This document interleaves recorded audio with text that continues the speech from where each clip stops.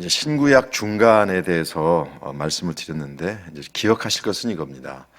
그냥 구약의 끝을 말라기의 예언이라고 보시면 되고요. 왜냐하면 말라기에 내가 엘리야를 다시 보내겠다라고 말씀하셨고요.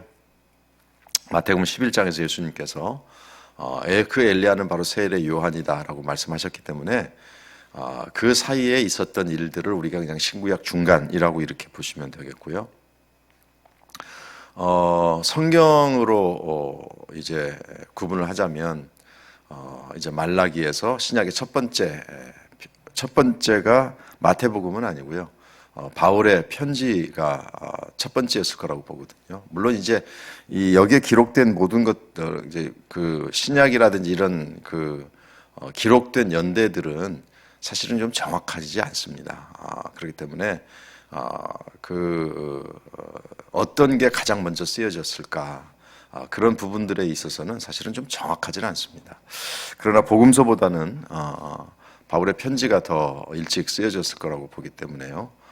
그렇기 때문에 바울의 편지들이 이제 첫 번째 신약의 하나님의 말씀들이라고 본다면 이제 또 그렇게 그러니까 말라기와 신약의 첫 번째 바울의 편지가 됐든 무엇이 됐든 그 사이를 중간이라고 볼 수도 있고요.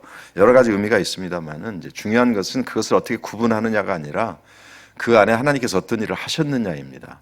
하나님의 역사는 다 예수님을 중심으로 이루어지거든요. 그래서 하나님께서 모든 것들을 풀어가실 때에 예수님 중심으로 풀어가십니다. 특별히 그 팔레스타인, 예수님께서 오신 그 지역의 역사는 예수님께서 이 땅에 오시기 위한 중간 역할이죠. 준비 역할입니다. 그래서 신구약 중간사를 어떻게 이해하시면 되는가 하면 하나님께서 예수님께서 이 땅에 오시기 위한 준비 기간이다. 이렇게 여러분들이 다시 한번 기억하시면 되고요. 특별히 하나님께서 하신 일들을 여러 가지가 있지만 첫 번째는 그리스의 그 지역 정복이다. 그냥 우리가 보통 세계 정복이라고 하는데 전 세계는 아니니까요. 그 지역을 정복한 것이고요. 또 그 넓은 나라를 정복하면서 모든 나라가 다 그리스어를 쓴 것은 아니지만 그리스어가 헬라어죠. 그리스어가 이제 국제 공용어 정도로 쓰임을 받게 돼서 어디 가든지 바울이 복음을 헬라어로 설명할 수 있었다. 이게 굉장히 중요한 포인트고요. 특별히 유대인들이 아닌 이방인들에게 복음이 전해지려면 히브리어를 가지고는 절대 복음이 전달될 수가 없는 거죠. 그런 의미에서 그 사도 바울이 방문했던 지역이 그리스어를 통해서 언어 소통이 가능했다고 하는 것은 굉장한 이게 기적적인 일입니다. 요즘 같은 때도 물론 영어를 쓰면 통한다고는 하지만 그렇게 통할 수는 없거든요. 그런데 그 당시에 그 언어의 장벽이 없이 사도 바울이 그 넓은 지역을 다니면서 복음을 전했다. 이건 정말 대단한 준비입니다. 그리고 또 하나가 뭔가 하면 바로 길을 만든 것이죠. 길을 만든 것. 그 로마가 점령을 하면서 길을 잘 닦아 놓았는데 길이라는 게 정말 희한한 역할을 가지고 있습니다. 길이 없을 때는 왕래를 하지 않지만 길이 생기면 사람들이 서로 왕래를 하게 되고요. 왕래하는 과정 속에서 상대방의 사상, 물건, 문화 이런 것들을 받아들이게 됩니다. 그래서 배타적인 것들이 많이 문이 열리게 되죠. 그런 상황 속에서 복음이 흘러가게 되는 역사가 일어난 것이죠. 그래서 그런 준비를 다 해 놓으시고, 그러니까 그 예수님 오시기 전에 그런 준비들을 하나님께서 해 놓으시고, 그리고 이제 예수님께서 이 땅에 오시게 되고요. 또 그 중에 하나가 이제 히브리어 성경이었던 구약이 헬라어로 번역이 된 사건이죠. 그래서 그 당시 사람들이 자기들의 언어는 아니지만 그리스어로 헬라어로 성경을 읽을 수 있게 된 것, 굉장한 하나님의 준비였고요. 이제 그런 과정들을 통해서 이 땅에 예수님 오시고, 예수님 오신 이후에 사도 바울 같은 사람들을 통해서 로마가 닦아놓은 길을 따라 그리스가 베풀어 놓은 준비해 놓은 언어의 그 국제화를 따라 복음이 흘러갈 수 있게 되었다. 이 부분이 굉장히 중요하다. 이것만 여러분들이 좀 이해를 하시고 머릿속에 두시면 좋겠습니다. 자, 이제 신약인데요. 신약은 27권이고 여러분들 신약은 아무래도 이해하기가 구약보다는 조금 수월한 부분이 있습니다. 그래서 복음서가 4개이고 그 복음이 어떻게 흘러갔는지를 설명하는 것이 사도행전이고, 그리고 이 신약의 유일한 계시록이죠. 계시록. 그게 바로 예언서가 요한계시록이 있고, 그래서 사도행전과 요한계시록 사이에 많은 편지들이 기록이 되어 있습니다. 그래서 제가 가끔 그런 말씀을 드리죠. 신약 성경은 그리스도인의 삶과 매우 흡사하다. 무슨 말인가 하면 복음서를 통해서 예수 그리스도를 만나서 거듭난 그리스도인이 되고 구원받은 하나님의 자녀가 되면 사도행전 같은 삶을 살아야 된다. 그래서 다른 사람에게 복음이 흘러가는 삶을 살아야 되는데, 그런 삶을 살려면 구체적으로 어떻게 되는지 편지들이 우리에게 그 길을 가르쳐 준다. 그리고 우리가 마지막으로 이제 모든 것들이 우리의 삶을 마무리되거나 또는 예수님께서 이 땅에 오시면 요한계시록의 삶이 우리를 기다리고 있다. 영원한 하나님의 나라가 기다리고 있다. 이렇게 우리 성도들의 삶을 설명할 수 있는데, 신약을 그렇게 이해하셔도 되겠습니다. 오늘은 복음서에 대해서 말씀을 드리려고 하는데요. 4개의 복음서가 있죠. 사실 구약과 신약의 중심은 예수 그리스도이신데요. 신약은 예수 그리스도께서 이 땅에 오셔서 어떻게 무슨 일을 하셨는지를 기록한 것이, 그래서 이제 복음서를 중심으로 기록이 되었고요. 그리고 이제 어떻게 이방인들에게 이 복음이 흘러갔는지를 설명해 주는 것이 신약이죠. 구약이 이스라엘이라고 하는 종교 공동체 안에서 어떻게 살아가야 되는지를 가르쳐 준다면, 신약은 교회 바깥에서, 그러니까 이 바깥에서 어떻게 살아요, 그 공동체를 벗어나서 이 세상의 삶 속에서 어떻게 살아야 하는지를 가르쳐 줍니다. 그래서 구약은 철저하게 이스라엘 공동체 중심이죠.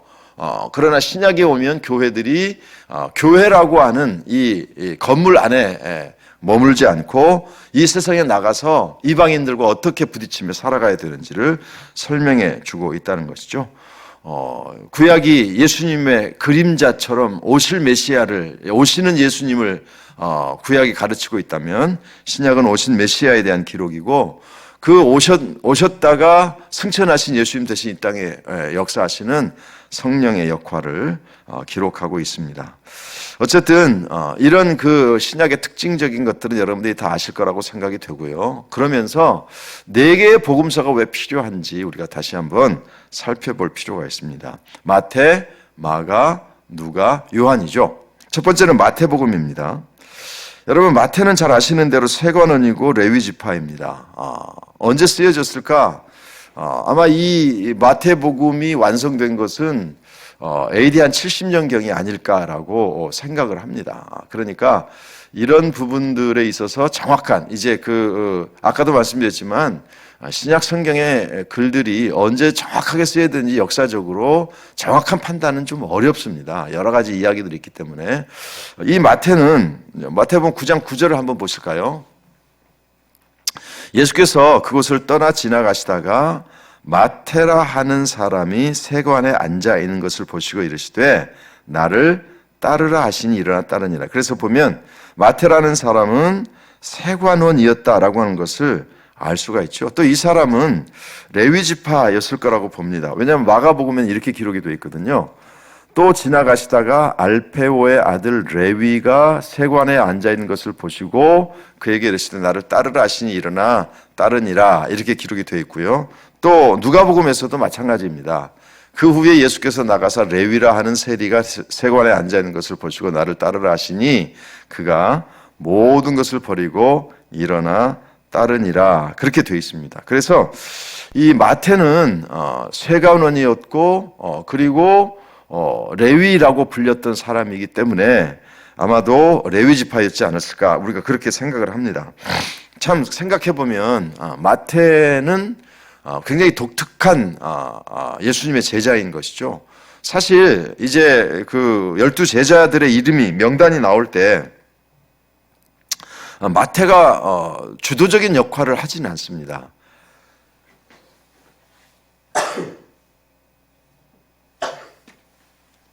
죄송합니다. 마태가 주도적인 역할을 하는 건 아니거든요. 제자들의 주도적인 역할을 했던 사람은 베드로, 야고보, 요한입니다. 이 사람들이 주도적인 역할을 했고 사실 성경을 읽다 보시면 마태가 예수님의 제자로서 어떤 일을 했는지 잘 드러나지 않습니다. 그런데 마태는 굉장히 중요한 업적을 하나 남겼다고 봐야 되죠. 그것이 바로 마태복음입니다. 여러분 마태복음은 이제 예수님의 복음서가 예수님에 대해서 다 쓰여져 있지 않습니까? 마태복음은 마태가 직접 예수님을 경험한 것을 기록한 것이 마태복음입니다. 그러니까 마태복음은 굉장히 중요한 복음서 중에 하나인데요. 왜냐하면 복음서를 쓴 사람 중에 물론 요한 같은 경우도 그렇습니다만은 마태 같은 경우는 예수님을 직접 경험하고 그리고 예수님의 삶을 기록해 놓았기 때문에 마태의 기록은 굉장히 우리에게 중요하다 이렇게 여러분들이 보시면 되겠습니다. 그런데 마태복음의 특징이 하나 있죠. 그것은 무엇인가 하면 유대인이 유대인에게 쓴 편지다 이렇게 보시면 됩니다. 그러니까 마태가 유대인이잖아요. 그리고 이 마태복음을 쓴 목적 중에 하나가 뭐냐면 마태처럼 유대인 중에 예수님을 믿게 된 사람들을 위한 복음인 것이죠. 여러분 아시는 대로 사복음서 중에서 구약을 가장 많이 사용한 복음서가 마태복음입니다. 왜 그랬을까요? 그 이유는 구약 성경과 익숙한 유대인들에게 예수님이 어떤 분이신지를 설명해 주기 위한 의도가 그 안에 담겨져 있기 때문입니다. 왜냐하면 유대인들은 그들의 성경인 구약, 히브리 성경이 익숙하기 때문에 그렇기 때문에 그 유대인들에게 복음을 설명하기 위해서는 가장 많이 구약을 인용할 수밖에 없었던 것이죠. 더구나 여러분 아시는 대로 마태복음은 족보로 시작이 되고요. 그 다음에 마태복음 1장 1절이 여러분 잘 아시는 대로 아브라함과 다윗의 자손 그 예수 그리스도의 족보라 계보라 이렇게 되어 있지 않습니까? 그런데 그 영어 성경에 보시면 이제 그 순서가 좀 틀렸다 이렇게 보시면 순서가 잘못됐다는 것이 아니고 우리 번역과는 좀 다르다는 말씀을 제가 드렸죠. 그래서 우리는 이 아버지에게서 아들 나이 많은 사람에게서 나이 적은 사람에게로 흘러가는 것이 우리의 정서이기 때문에 그렇기 때문에 아브라함과 다윗의 자손 예수 그리스도의 세계다 이렇게 되어 있습니다만은 영어 성경에 보면 This is the genealogy of Jesus the Messiah, the son of David, the son of Abraham 이렇게 되어 있습니다. 그러니까 한국말 성경으로 번역하려면 사실 어떻게 해야 되는가 하면 다윗의 자손, 아브라함의 자손, 예수 그리스도의 계보다 이렇게 기록을 했어야 되는 것이죠. 그래서 원문에도 그렇고 영어 성경에도 보면 누구의 아들로 기록되는가 하면 다윗의 아들이다. 그리고 아브라함의 아들이다. 이렇게 기록이 되어 있거든요. 그렇게 여러분 생각해 보십시오. 왜 아브라함이 믿음의 조상인데 굳이 다윗의 아들이라고 했을까? 그 이유가 무엇이겠습니까? 이스라엘 백성들이 간절히 기다리던 존재가 바로 메시아죠. 그리스도입니다. 메시아나 그리스도나 똑같은 단어고요. 메시아가 구약의 언어라면 그리스도는 신약의 언어 이렇게 보시면 되고요. 똑같이 기름 부음을 받은 자라는 뜻입니다. 그 기름 부음을 받은 자는 이 땅에 어떤 존재로 오는가 하면 다윗의 아들로 오시게 돼 있죠. 그래서 유대인들에게는 다시 오실 메시아의 또 다른 명칭이 바로 다윗의 아들입니다. 그래서 예수님을 마태가 같은 그 이스라엘 유대교적 배경을 가진 유대인이었던 유대인이면서 예수 그리스도를 알게 된 그런 사람들에게 복음서를 기록하면서 우리가 기다리던 그분이 바로 다윗의 아들 메시아야라고 이야기하면서 족보를 쭉 이야기하는데, 그 족보가 중요한 이유가 뭐냐면 바로 다윗의 계보인 것이죠. 그래서 다윗의 아들 유다 지파로 오신 예수 그리스도께서 우리가 기다리던 바로 그 메시아다라는 사실을 기록하면서, 동시에 이스라엘 백성들이 간절히 기다렸던 사람이 메시아이지만 또 누구를 기다렸는가 하면 엘리야를 기다린 것이죠. 왜냐하면 엘리야가 와야 그 다음에 메시아가 오게 돼 있으니까요. 그래서 마태복음에서 예수님께서 엘리야는 바로 세례 요한이다 라고 선언한 것을 마태가 굳이 마태복음 11장에서 기록하면서, 바로 엘리야는 세례 요한이고 그 세례 요한이 길을 준비해 놓고 이 땅에 오신 분이 바로 예수 그리스도시다 라고 설명을 하면서, 마태복음은 유대인에게 쓴 복음서, 여러분들 이렇게 이해를 하시면 되겠습니다. 유대인들은 아시는 대로 십계명에서 하나님이라고 하는 그 단어를 입에 올리지 않습니다. 그래서 우리가 보통 하나님을 야훼 이렇게 여호와 이렇게 부르긴 합니다만은, 사실 정확하게 그 하나님의 이름이 그 여호와이냐라고 하는 부분에 대해서는 아직도 논쟁이 있거든요. 왜냐하면 이스라엘 그 계명을 받았던 모세오경 모세를 통해서 창세기, 출애굽기, 레위기, 민수기, 신명기, 모세오경을 받았던 사람들이 십계명으로 인해서 하나님이라고 하는 단어를 입에 올리지 않았습니다. 혹시 망령되어 일컬을까 봐. 그러다 보니까 모음을 다 없애버렸거든요. 그러니까 자음만 남아 있는데, 사실은 자음만 있어가지고는 정확한 그 명칭을 알 수가 없습니다. 그 대신 하나님이라고 하는 단어 대신 그 원래 하나님이라고 하는 단어, 그 단어가 나오면 아도나이라고 하는, 그 주님이라고 하는 단어로 바꾸어서 명칭을 사용을 했고요. 그게 오랜 기간 지나면서 원래 명칭을 사실은 잊어버렸다고 봅니다. 그래서 이제 복구를 하긴 했는데, 이제 그게 바로 여호와, 야훼, 야후 뭐 이런 단어들입니다. 지금도 하나님의 이름이 정말 그 여호와가 맞을까라고 하는 부분에 대해서는 아직도 논쟁거리가 있다라는 부분들은 여러분들이 분명히 아셨으면 좋겠습니다. 그러다 보니까 마태복음에서는 다른 복음서와 다른 게 하나 있죠. 여러분, 개역 개정을 중심으로 개역 개정판을 가지고 여러분들이 컴퓨터로 천국이라고 하는 단어를 한번 쳐보십시오. 천국이라고 하는 단어가 신약 성경에 굉장히 많이 등장할 것 같죠? 그렇지 않습니다.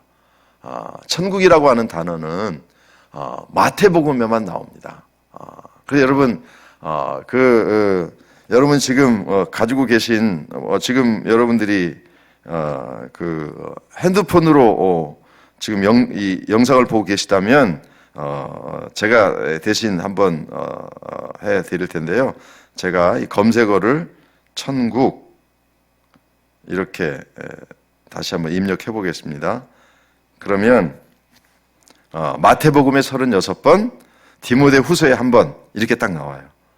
그러니까 다른 복음서에서는 천국이라고 하는 단어를 쓰지 않고 하나님의 나라라고 하는 단어를 주로 사용했습니다. 그런데 마태복음에서는요, 하나님의 나라라고 하는 단어를 굉장히 절제하고 그 대신 하늘나라라고 사용해요. 왜 그럴까요?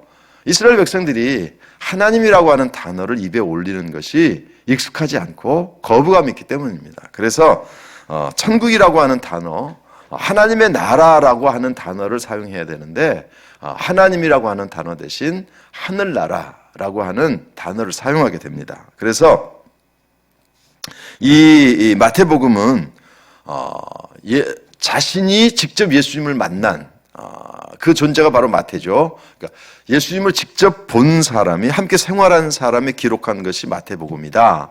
또 마태복음은 유대인으로서 유대인에게 쓴 복음서가 마태복음이다.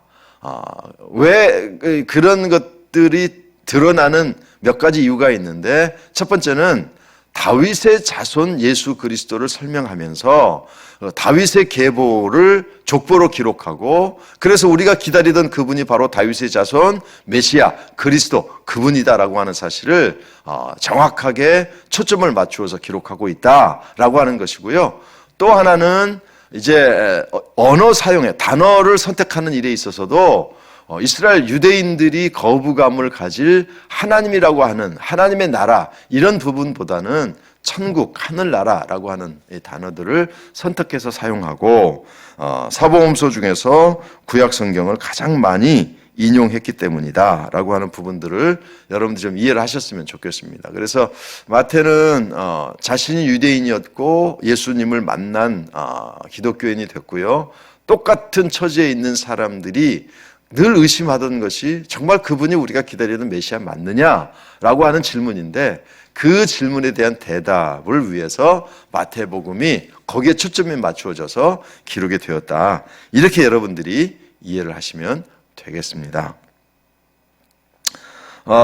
특별히 한 가지 여러분들에게 말씀드리고 싶은 것은, 마태복음에 예수님의 행적이 쭉 나오는데 예수님의 설교가 나오죠. 예를 들면 우리가 보통 산상수훈 이렇게 이야기합니다. 그래서 마태복음 5장 1절부터 마태복음 5장 6장 7장을 우리가 산상수훈이라고 하는데, 그 이외에도 예수님께서 하신 설교들이 여러 가지 등장을 합니다. 그런데 그 설교들이 시간적으로 딱 이렇게 다 맞는 것은 아니고 좀 순서, 그 마태가 하나님의 그 예수님의 말씀들을 좀 이렇게 모아서 설교를 기록했다. 여러분들이 좀 이렇게 일하시면 돼요. 그래서 마태복음의 순서가 똑같이, 그래서 사복음서를 이렇게 비교를 해보면 순서가 약간씩, 그 예수님의 행적의 순서가 약간씩 좀 차이가 있습니다. 그런 부분들을 여러분들이 좀 이해를 하셔야 되고요. 어쨌든 마태복음은 그런 의미에서 쓰여졌다라고 여러분들이 이해를 하시면 되겠습니다. 마가복음은 이 마가라고 하는 사람은 또 하나의 이름이 있죠. 보통 요한 마가 요한 이렇게 불립니다. 히브리식 본명은 요한이고 마가는 로마식 이름이었을 거다라고 생각을 합니다.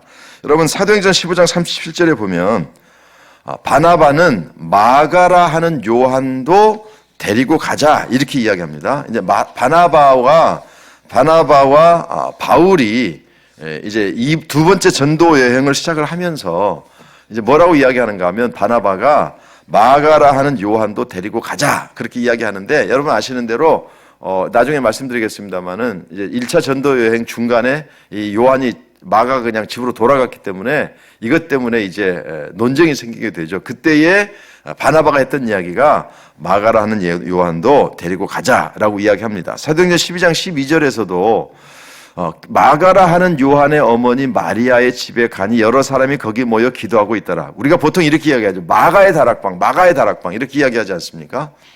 마가의 다락방이, 왜 마가의 다락방이 조금 이따 설명을 해 드릴 텐데요. 그 마가의 다락방을 설명하는 이제 단서가 되는 요한복음 12장 12절에서도 마가라 하는 요한의 어머니 마리아 이렇게 되어 있고요. 사도행전 12장 25절에서도 이렇게 되어 있습니다. 바나바와 사울이 부조하는 일을 마치고 마가라 하는 요한을 데리고 예루살렘에서 돌아왔다라고 되어 있습니다. 그래서 이 마가는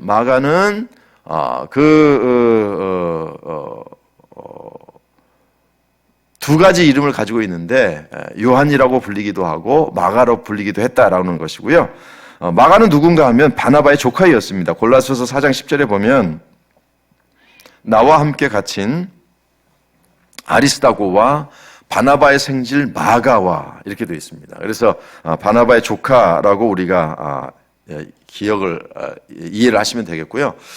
이제 그 마가는 여러 가지, 마가가 어떤 사람인지에 대한 여러 가지 이야기들이 있습니다. 그 중에 하나가 뭐냐면, 예수님이 12제자가 있고 또 70인 제자들이 있었죠. 그래서 예수님께서 70명을 또 따로 세워서 사람들을 이제 그 전도 여행을 보냈는데 마가는 그 중에 한 명이 아니었을까라고 추측을 합니다.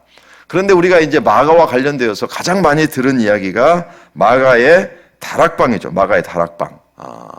왜 도대체 마가의 다락방인가? 성경에 마가의 다락방이라고 하는 문장은 나오지 않습니다.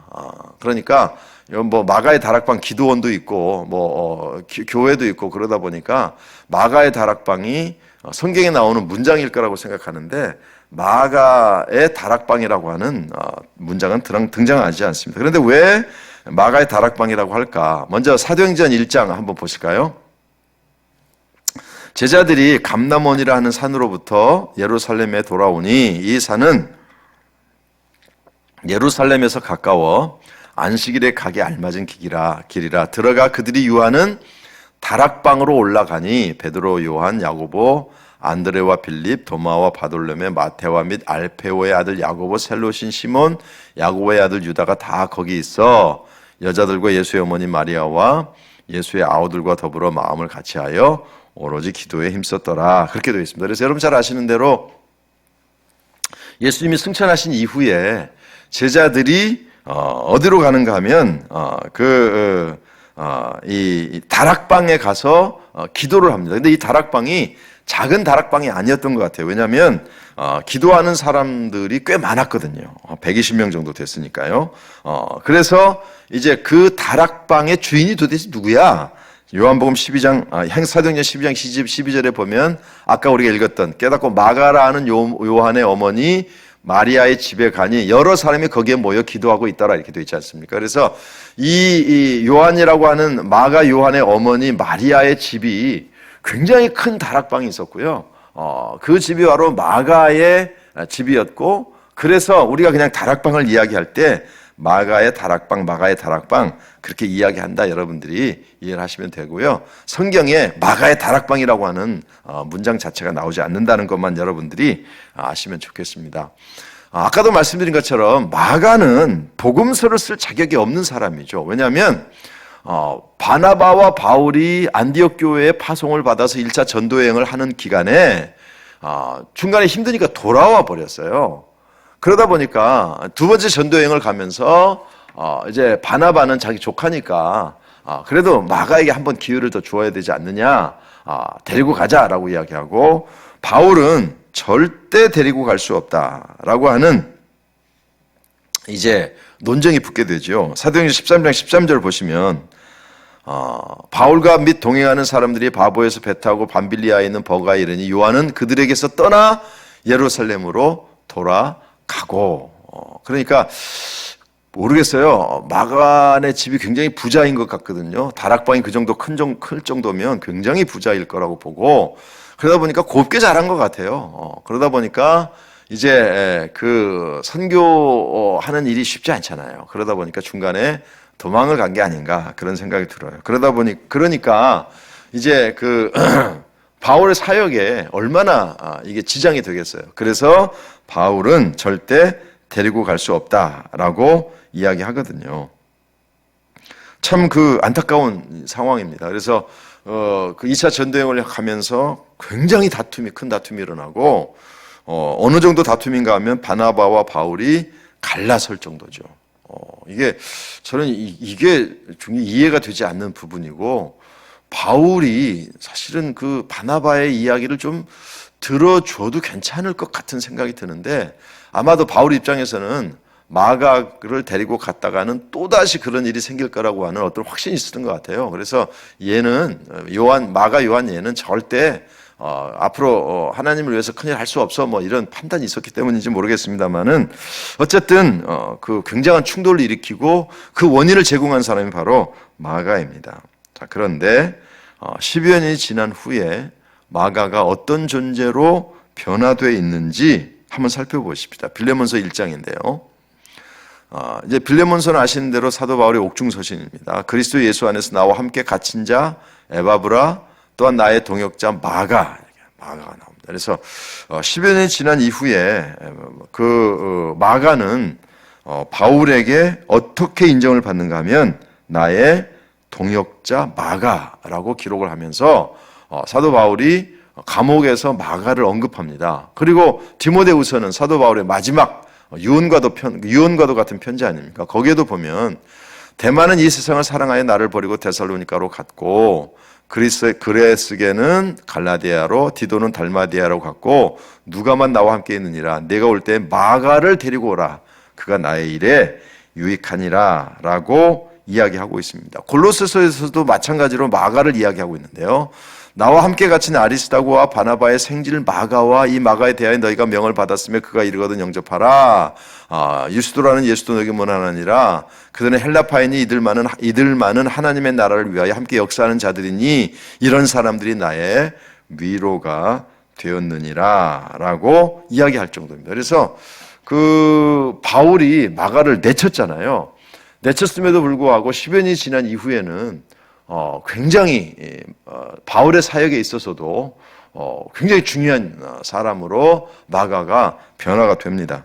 그리고 바울의 사후에는 바울이 죽은 다음에는 로마에서 사도 베드로의 굉장히 중요한 역할을 했을 거라고 보고요. 특별히 베드로가 헬라어에 익숙하지 않았기 때문에 그리고 로마 사람들과의 그 교류, 커뮤니케이션이라고 하죠. 익숙하지 않았기 때문에 사도 바울이 베드로가 로마에 갔을 때 복음을 전하고 예수님 소개하는 일에 굉장히 어려움을 겪었을 겁니다. 그때에 나서서 통역을 자처하고 베드로를 도왔던 사람이 마가였을 거라고 봅니다. 왜냐하면 베드로전서 5장 13절에 보면 택하심을 함께 받은 바벨론에 있는 교회가 너에게, 바벨론에 있는 교회는 로마 교회죠. 내 아들 마가도 그러하니라 이렇게 되어 있습니다. 그래서 그 바울에게도 굉장히 중요한 역할을 감당했고요. 베드로가 로마를 방문했을 때에 그때에 이 언어의 문제가 있었거든요. 그 언어의 문제를 해결해 준 사람이 바로 마가였다는 것입니다. 그래서 마가가 어떻게 이런 변화가 가능했을까?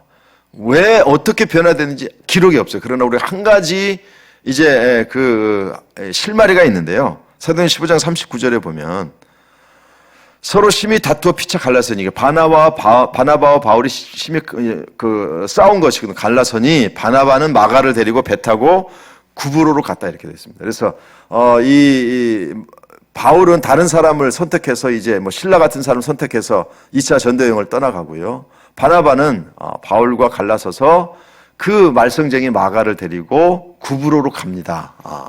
이게 이제 이 바나바에 관한 기록의 마지막이에요. 바나바는 여기서 이제 사역에서 사람들에게서 사라지게 됩니다.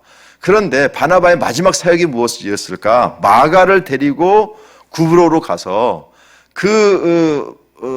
나약하고 또는 중간에 이제 어떻게 보면 바울에게 버림을 받은 거죠. 선택받지 못한 이 마가를 바나바가 데리고 가서 뭔가 변화를 시켰을 거다라고 생각하는 사람들이 많습니다. 이제 제가 왜 이 마가에 대해서 이렇게 길게 설명드리는가 하면 그 사람이 기록한 복음서가 마가복음서입니다. 그러니까 마가는요, 어떻게 보면 굉장히 부침이 있었던 사람이죠.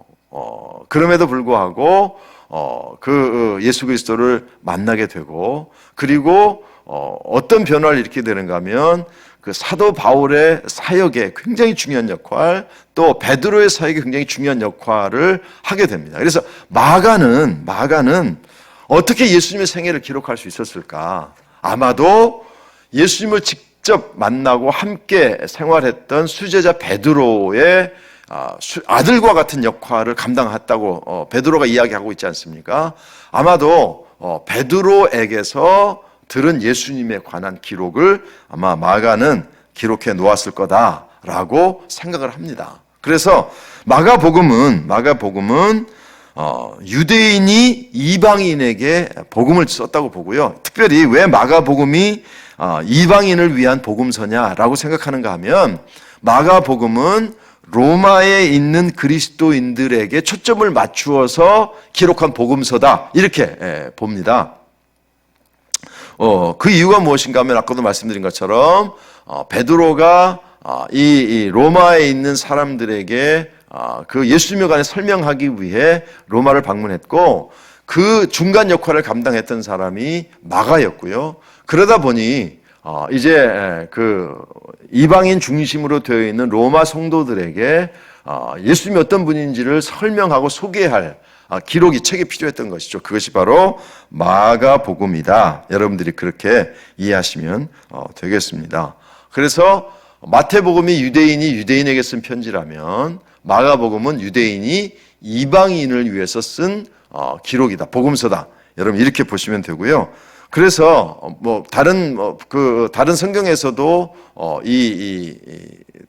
예수님의 고난에 관해 설명하고 있지만 마가복음을 읽어보면 이제 그 시간을 표시하는 예수님의 행동을 표시하는 그 표시 중에 즉시, 곧 이런 단어들이 굉장히 많이 사용이 되고요. 그것은 무엇을 의미하는가 하면 지금 로마에 있는 성도들은 굉장히 어렵고 고난 가운데 있거든요. 그 사람들을 위해서 행동하시는 예수님, 특별히 마가복음 10장 45절에 보면 예수님께서 이 땅에 오신 목적을 다시 한번 박해받고 있는 로마에 있는 또 로마가 아니더라도 이방인 그리스도인들이 이렇게 설명합니다. 인자가 온 것은 섬김을 받으려 함이 아니라 도리어 섬기려 하고 자기 목숨을 많은 사람의 대속물로 주려 합니다. 이렇게 설명하고 있거든요. 그래서 마가복음은 그 고난받고 있는 성도들을 위해 고난받고 그들을 섬기고 그들을 회복시키기 위해서 이 땅에 오신 예수님이다. 그분이다라고 하는 것을 우리에게 강조해 주는 것입니다. 그래서 마태복음이 메시아를 강조했다면 마가복음은 고난받는 예수 그리스도, 우리를 위해서 그 함께 고난 당하시고 그 고난 가운데서 부활하시고 승리하신 예수님처럼 승리할 수 있도록 도우시는 예수님, 그 예수님을 마가가 소개해 주었다. 이렇게 여러분들이 이해하시면 되겠습니다. 마가 역시 그 선교 사역에서 탈락하고 어떻게 보면 버림을 받은 그런 안타까운 과거가 있거든요. 그걸 회복시키신 분이 예수 그리스도. 그래서 그 복음을 듣는 그 이방인 신자들에게도 하나님께서 나 같은 사람에게도 역사하셨습니다. 당신들에게도 역사하시고 도와주셨습니다라고 하는 메시지가 마가복음에 들어있다. 여러분들이 이렇게 이해를 하시면 되겠습니다. 누가복음은요, 누가는 사실은 누군지 정확하게 나오질 않습니다. 누가는 누군지 잘 몰라요. 아마도 그 사도행전 11장에 안디옥 교회에 엄청난 부흥이 있었고요. 그리고 거기서 선교사들이 파송이 되죠. 바울과 바나바뿐만 아니라 이제 다른 사람들도 함께 동참하게 되는데 안디옥 교회에서 예수를 믿게 된 사람이 아니었을까라고 생각이 되고요. 우리가 보통 누가는 의사라고 우리가 알고 있죠. 골로새 4장 14절 말씀 보시면 사랑을 받는 의사 누가와 또 데마가 너희에게 문안한다라고 이야기하고 있습니다. 그래서 그 누가는 의사였을 거라고 보고요.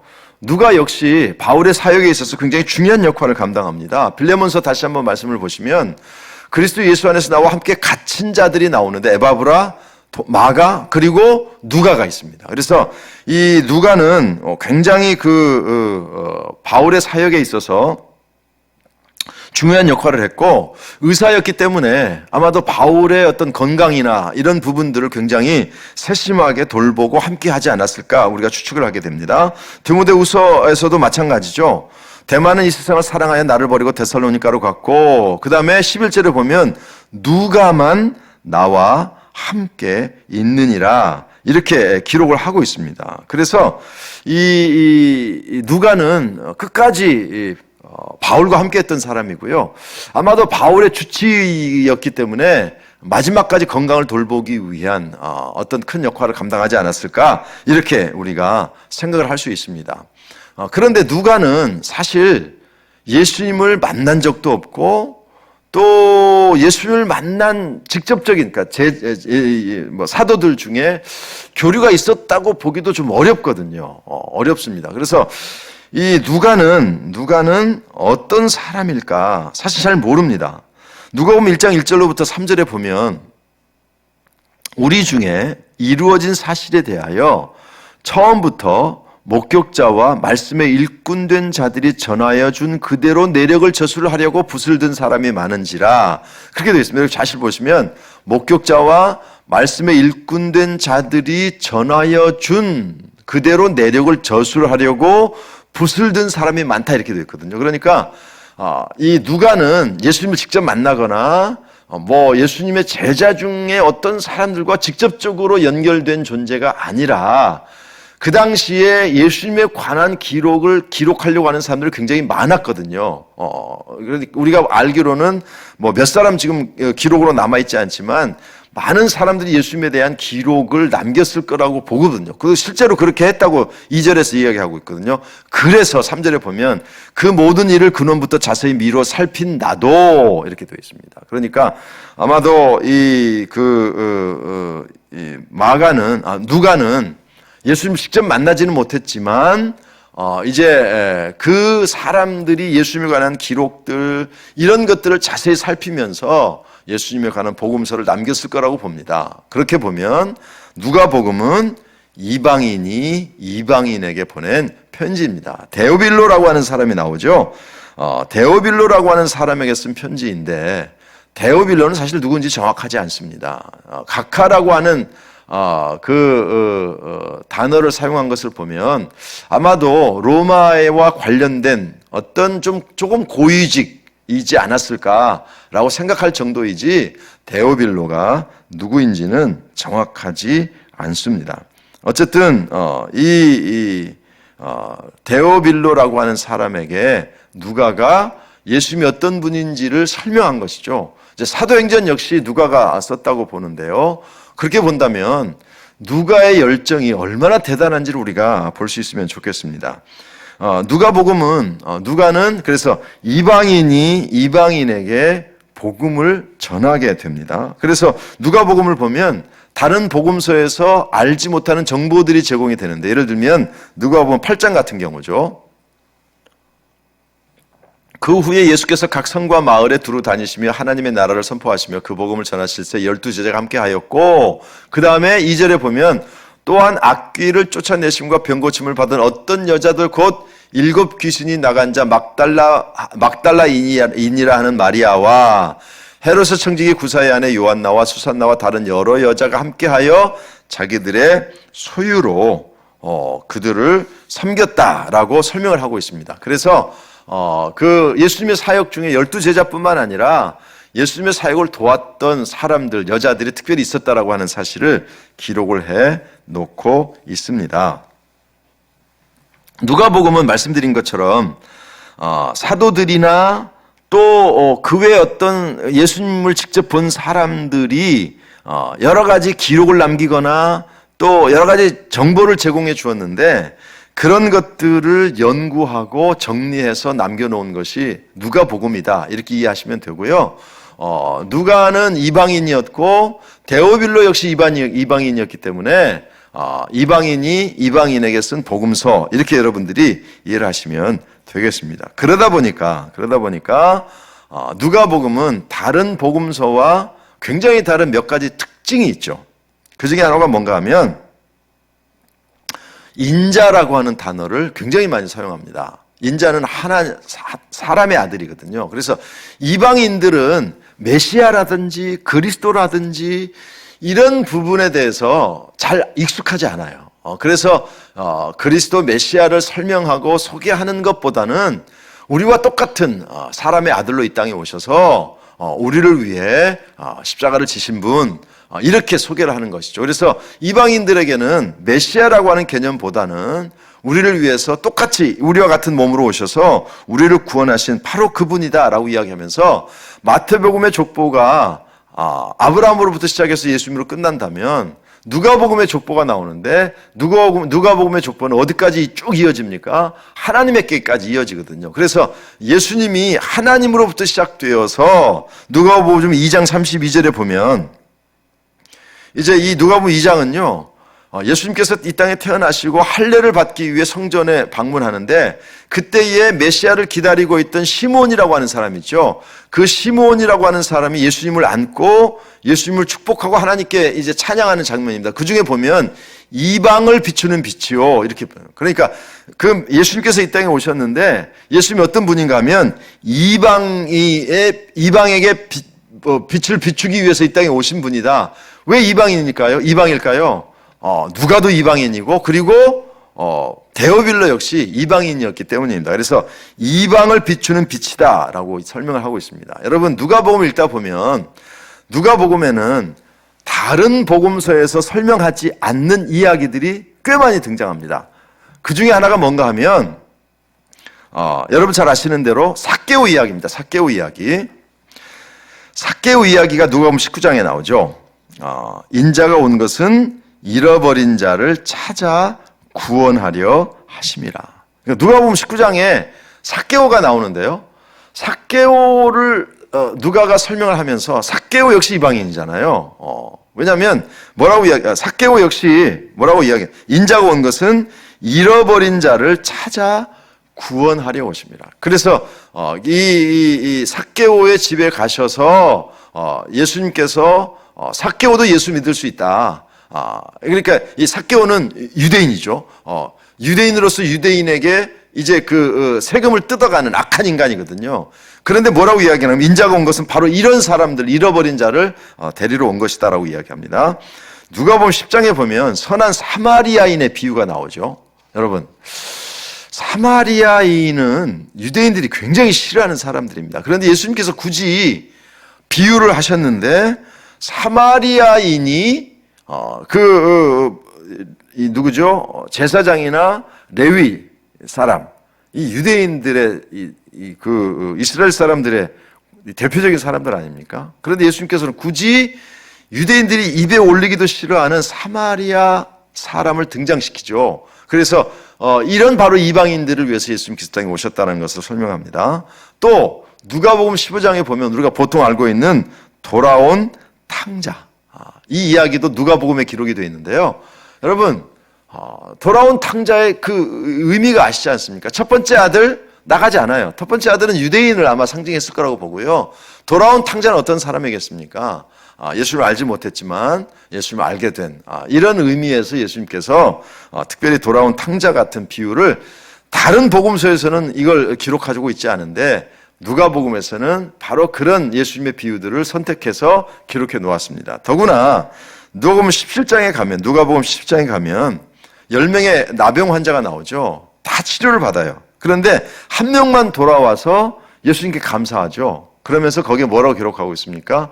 그 사람은 사마리아인. 그래서 이 사마리아인 이외에 감사하기 위해서 온 사람이 없느냐라고 예수님께서 말씀하시는 장면을 기록해 놓으면서 특별히 예수님께서는 이방인들을 구원하시기 위해서 이 땅에 오셨다라고 하는 사실을 이방인이었기 때문에 누가는 그렇게 복음서로 남겨놓았다. 여러분들 이렇게 이해를 하시면 되겠습니다. 요한복음은 다른 복음과는 매우 다른 복음서죠. 보통 마태, 마가, 누가 이 세 개의 복음서를 공관 복음이다 이렇게 얘기합니다. 보는 관점이 좀 비슷하다, 내용이 좀 비슷하다 이렇게 여러분들이 이해를 하시면 됩니다. 왜 이 세 개의 복음서가 좀 비슷한가 하면 학자들이 이런 이야기를 합니다. 지금 남아있는 복음서 이외에 또 다른 복음서가 있었을 거다. 그게 아마 처음 쓰여진 복음서인데 그 복음서는 누가 썼는지 잘 몰라요. 그리고 남아있지도 않아요. 그러다 보니까 사람들이 뭐라고 표현하는가 하면 큐 복음이라고 합니다. 큐라고 하는 것이 독일어로 문서라고 하는 단어의 앞글자를 사용한 것이거든요. 그래서 큐 복음 이렇게 보통 설명을 해요. 큐 복음이라고 하는 것은 지금 남아있지 않고요. 그래서 마태나 마가나 누가나 그 큐라고 일컬어지는 그 복음서를 참고하지 않았을까? 가장 많이 참고하지 않았을까? 이렇게 보고요. 그래서 마가가 먼저 참고하고 또 마태가 이렇게 이제 참고를 하면서 비슷한 내용들이 들어가 있고 또 그런 자료들 중에 자기가 생각하는 목적이 있지 않습니까? 유대인을 위해서 또 이방인을 위해서 그 중에서도 또 자기의 출신 배경 이런 것들을 배경과 목적에 따라서 선택해서 복음서를 기록하다 보니까 보는 관점들이 좀 비슷한 내용들이 담겨져 있습니다. 그래서 세 개의 복음서를 보는 관점이 비슷하다라고 해서 공관복음이라고 이야기하는데 사실 요한복음은 굉장히 좀 독특한 복음서입니다.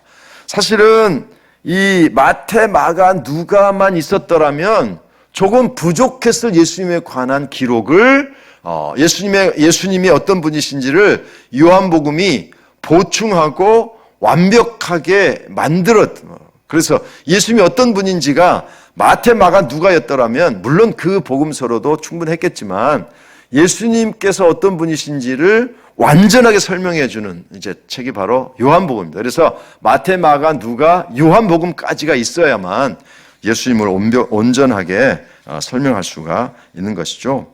요한은 사도 야고보의 동생입니다. 안타깝게도 야고보는 일찍 순교하죠. 사도행전 12장 1절과 2절에 보면 그때 헤롯 왕이 손을 들어 교회 중에서 몇 사람을 해하려 하여 요한의 형제 야고보를 칼로 죽였다. 그렇게 이야기하고 있습니다. 또 마가복음 3장 17절에 보면 세베대의 아들 야고보와 야고보의 형제 요한이니 이 둘에게는 보아너게 우레의 아들이란 이름을 더하셨다. 그러니까 이 야고보와 요한은 형제인데요. 야고보는 일찍 순교합니다. 그런데 이 형제가 성질이 굉장히 급했나 봐요. 특별히 이제 예수님께서 사마리아를 이렇게 지나가려고 할 때에 사마리아 사람들이 거부하니까 그냥 불을 내려 멸망해 버립시다 뭐 이렇게 이야기했을 때에 보아너게 우레의 아들이라고 하는 별명을 붙여줄 정도로 굉장히 급한 사람들이었던 것 같거든요. 그런데 요한복음을 요한이 씁니다. 그렇게 보면 굉장히 급하고 성격이 불같았던 사람이 어떻게 이렇게 정말 잔잔하면서도 강력한 복음을 쓸 수 있었을까?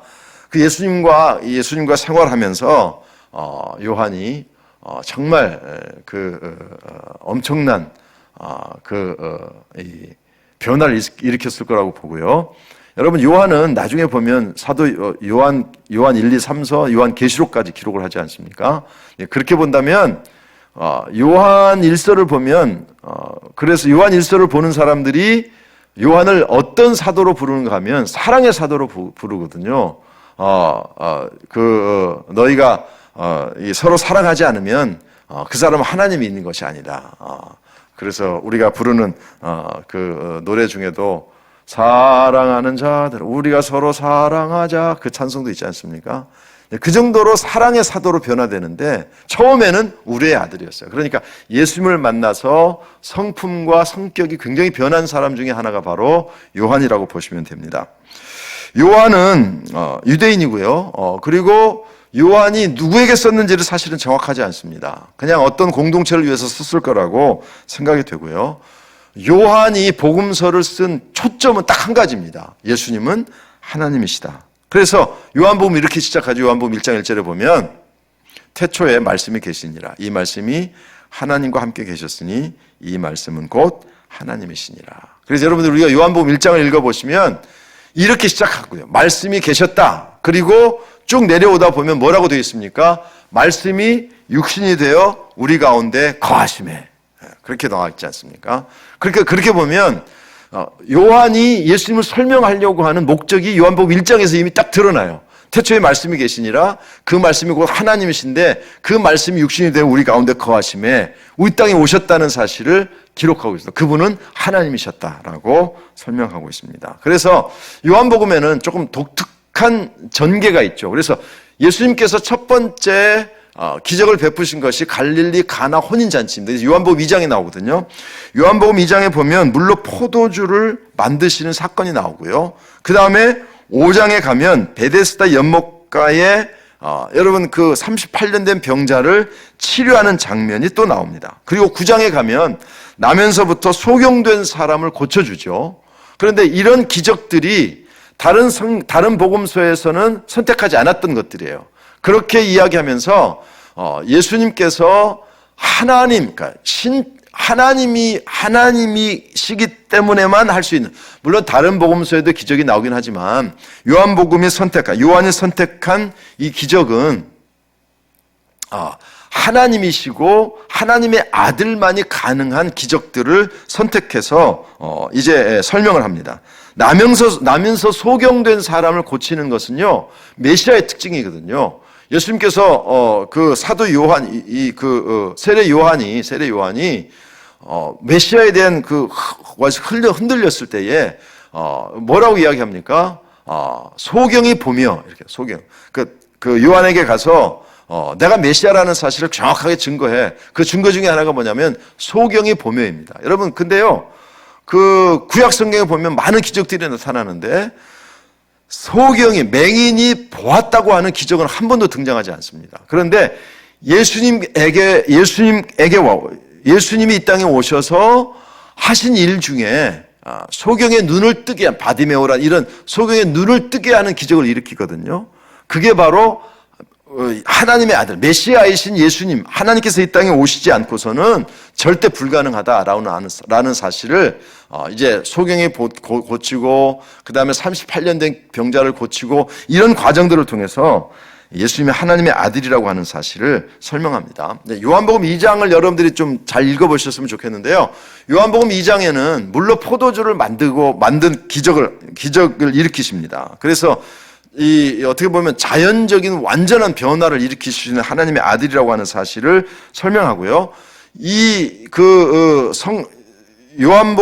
물로 포도주를 만든 사건 이후에 그 다음에 어떤 것을 요한이 선택해서 기록했는가 하면 바로 성전을 정결하게 하는 그런 그 기록이 나옵니다. 그래서 성전에 성전에 가셔서 채찍을 휘두르시고 막 만민의 기도하는 집인데 그런 기록이 다른 복음서에서는 예수님의 사역 마지막에 한 번 나오거든요. 그런데 요한은요, 이미 예수님께서 사역을 시작하시면서 성전을 정결하게 하셨다, 이렇게 설명을 하고요. 그 다음이 중요합니다. 성전을 다 정결하게 한 다음에 그 성전을 그냥 정결하게, 그래서 내쫓으시고 이런 과정을 통해서 예수님께서 굉장히 엄청난 선포를 하십니다. 요한복음 2장 18절 말씀해 보시면, 이에 유대인들이 대답하여 예수께 말하기를 내가 이런 일을 행하니, 그래서 지금 성전을 막 지금 뒤집어 엎으시고 난리를 쳤다고 하면 안 되죠. 어쨌든 그들이 보기에 난리가 난 거죠. 이런 일을 행하니 무슨 표적을 우리에게 보이겠느냐. 19절, 다른 복음서에서는 설명하지 않는 이야기가 나옵니다. 예수께서 대답하여 이르시되 너희가 이 성전을 헐라 내가 사흘 동안에 일으키리라. 유대인들이 이르되 이 성전은 46년 동안에 지었거늘 내가 3일 동안에 일으키겠느냐 하더라. 그러나 예수는 성전된 자기 육체를 가리켜 말씀하신 것이라, 이렇게 설명하고 있습니다. 여러분, 이게요, 사실 유대인들에게는 굉장히 충격적인 사건입니다. 성전은 유대인들에게 생명과도 같은 존재잖아요. 그런데 예수님께서 뭐라고 말씀하시는가 하면 성전을 다 정결하게 하시고 성전 장사하는 사람 내쫓으시고, 그런 게 이제 예수님의 마음 속에서는 나는 눈으로 보이는 이런 그 사람들을 내쫓하지만 내 아버지는 결국은 이 성전을 다 무너뜨리실 거다. 그리고 성전을 통해서 받았던 구원이 나를 통해서, 예수님을 통해서 이제 새롭게 자신이 구원의 출발점. 그래서 유대인들 역시 성전을 통해서만 하나님께로 나아갈 수 있는 길이 열려 있었는데 예수님께서는 어떻게 하십니까? 그 성전을 무너뜨리겠다라고 말씀하시고, 실제로 AD 70년에 가면 로마에 의해서 성전은 완전히 없어져 버립니다. 완전히 없어져 버리고 유대인들을 쫓아내면서 성전은 회복이 안 되고, 오히려 그 자리에 여러분 아시는 대로 이슬람 성전이 서 있고, 그러다 보니까 지금도 유대인들은 그 성전 회복되기를 간절히 눈물로 기도하고 있죠. 그래서 그 성전은 예수입니다. 사흘이라고 하는 것은 무엇입니까? 예수님께서 십자가에 죽으시고 사흘 동안 무덤에 계시다가 부활하시는 것을 이제 상징적으로 설명하신 것이죠. 그리고 나서, 그러니까 보십시오. 요한복음 2장과 3장을 보면 구조가 어떻게 되는가 하면 예수님 갈릴리 가나에 가셔서 물을 포도주로 만드십니다. 그리고 성전을 정결하게 하시고 그 막 시비 거는 사람들에게 내가 성전이다 라고 설명하셔요. 그리고 나서 요한복음 3장에 가면 지금까지 다른 복음서에서는 다루지 않았던 한 사람과의 대화를 기록하는데 그게 바로 니고데모와의 대화입니다. 요한복음 3장 3절. 예수께서 대답하여 이르시되 진실로 진실로 내게 이르노니 사람이 거듭나지 아니하면 하나님의 나라를 볼 수 없느니라. 그래서요, 니고데모는 유대인이고요. 유대인의 그 성경에 아주 정통에 있는 사람입니다. 근데 그 사람에게 뭐라고 이야기하는가 하면 하나님의 나라에 들어가려면 거듭나야 된다. 거듭나야 된다. 그래서 거듭남의 이야기를 예수님께서 처음 하십니다. 그래서 사도 요한의 목적은 뭐냐면 이방인이든 유대인이든 누구를 통해서 예수 그리스도를 통해서만 구원이 이루어진다. 그리고 그분은 어떤 분이시냐? 우리와 같은 인간의 몸을 입고 계시지만 사실은 원래 그분은 하나님이셨다. 그래서 태초에 말씀이 계시니라 그 말씀이 하나님과 함께 계시니 그 말씀이 곧 하나님이시라. 그리고 그 말씀이 육신이 되어 우리 가운데 오셨는데 이제 우리는 그분을 믿고 그분을 영접해서 우리의 삶이 우리의 영이 거듭날 때에만 구원이 이루어진다라는 사실을 설명하고 있습니다. 그래서 요한은 예수님이 하나님의 아들이라고 하는 사실을 강력하게 하나님이시다라고 하는 사실을 강력하게 선포한 메시지다. 이렇게 여러분들이 보시면 되겠고요. 그래서 예수님께서는 사도 요한은 다른 복음서에 기록한 마태, 마가, 누가가 소개하지 않은 예수님에 대해서 설명하고 있는데요. 우리가 보통 요한복음 읽을 때 보통 이렇게 이야기합니다. 예수님은 나는 누구다라고 하는 선포가 반복해서 등장하죠. 7 I am 7번의 나는 누구다 선포가 되는데요. 첫 번째 요한복음 6장 35절. 예수께서 이르시되 나는 생명의 떡이다. 내게 오는 자는 결코 줄이지 아니할 터이요 나를 믿는 자는 영원히 목마르지 아니하리라. 예수님의 선포가 나와요. 나는 생명의 떡이다. 두 번째 요한복음 10장 그러므로 예수께서 다시 이르시되 내가 진실로 진실로 너희에게 이르노니 나는 양의 문이다. 세 번째 요한복음 10장 11절입니다. 나는 선한 목자라. 선한 목자는 양들을 위하여 목숨을 버린다. 자, 그러니까 생명 양식, 양의 문, 선한 목자입니다. 그 다음에 여러분 잘 아시는 대로 나는 곧 길이요 진리요 생명이다. 그리고 마지막 7번째는요 나는 참 포도나무다. 여러분 이렇게 보시면 예수님께서 나는 누구다라고 하는 사실을 선포하셔요. 다른 복음서에도 없는 것은 아니지만 나는 생명의 양식이고 양의 문이고 선한 목자이고 길이고 진리고 생명이고 그리고 나는 참 포도나무이고 이런 선포를 통해서 예수님이 어떤 분이시냐? 예수님은 하나님과 같은 분이시다. 그분을 통해서만 우리가 하나님께로 갈 수 있고 그리고 그분을 믿고 거듭나야만 우리가 하나님의 자녀가 될 수 있다라고 하는 사실을 강력하게 요한이 선포를 하게 됩니다. 그래서 이 마태, 마가, 누가, 요한복음이 왜 4개의 복음서가 있을까? 그 이유는 각자의 초점이 다르고요. 그리고 4개가 보완해서 예수님의 삶을 완전히 하나로 완성하기 때문입니다. 정리하면 마태복음은 유대인들 중에 예수님을 믿게 된 유대인들을 위한 기록이 마태복음입니다. 그래서 마태복음의 시작은 다윗의 아들 예수 그리스도를 설명했고요. 마가복음은 유대인으로서 이방인 신자, 특별히 로마에 있는 그리스도인들을 위해서 사용하지 않았을까? 그 복음서가 기록되었다고 보고요. 그리고 이제 누가복음은 이방인이 이방인에게로, 요한복음은 마태, 마가, 누가에 설명하지 않았던 예수님이 하나님이시다라고 하는 사실을 기록해 놓았습니다. 그래서 이 4개의 복음서가 우리에게 꼭 필요하다. 4개의 복음서를 우리가 함께 읽어 나갈 때 우리는 예수님에 대해서 온전하게 알 수 있다. 이렇게 여러분들이 이해를 하시면 되겠습니다. 이제 복음서는 오늘 이렇게 마치고요. 다음 주에는 사도행전과 편지들에 대해서 설명을 해드리고 마지막에 요한계시록을 설명하는 것으로 신약 성경 공부를 마무리하도록 하겠습니다. 여러분, 이 복음서는 예수님을 소개하기 위해서 쓰여진 것이 복음서입니다. 그 복음서를 복음서의 주인공이신 예수님 우리가 믿고 그 예수님을 받아들이고 거듭나서 하나님의 자녀가 되었다는 이 복된 소식이 나를 위해서 기록되었는데 내가 그 축복을 누렸다고 하는 것이 얼마나 감사한 일인지 모릅니다. 그 감사를 품고 오늘도 건강하게 하루 사셨으면 좋겠습니다. 잠시 기도하겠습니다. 하나님, 우리를 위해 이 땅에 예수님을 보내주시고 복음서를 기록해 주셔서 너무나도 감사합니다.